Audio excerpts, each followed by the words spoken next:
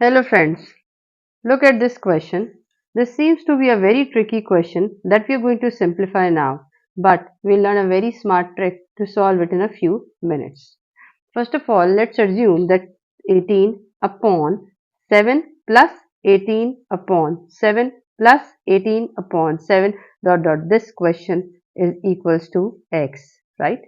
So as according to our assumption, we can write this as x is equals to 18 upon 7 plus 18 upon 7 plus 18 upon 7 plus, right? Now this is our assumption. Now you can see that this is 18 plus 7. Now 18 upon 7 plus 18 upon 7 plus.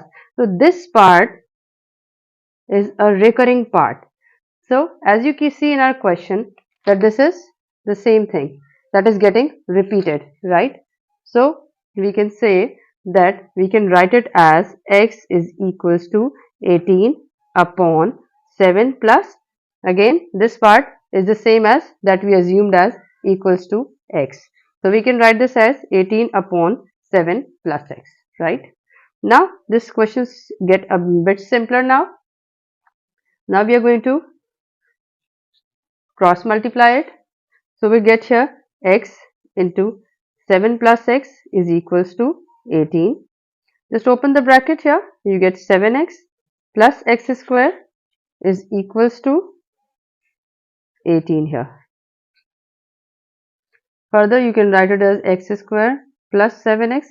Just bring this 18 on the left hand side. So you get the sign gets changed. Now you get a quadratic equation here and we have to find the values of x here, right? Now there are many methods to solve it. Either you can go for the quadratic formula or you can just find the factors or you can use the factorization method.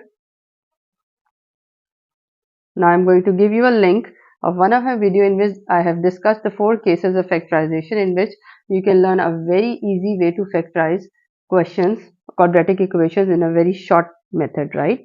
Here you have x square plus 7x minus 18.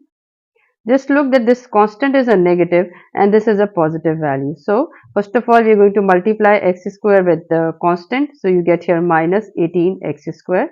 Since you have a positive sign with the middle term, so this positive and this negative indicates that the factors one should be the positive value and the other should be a negative value, and that is possible with 9x and 2x.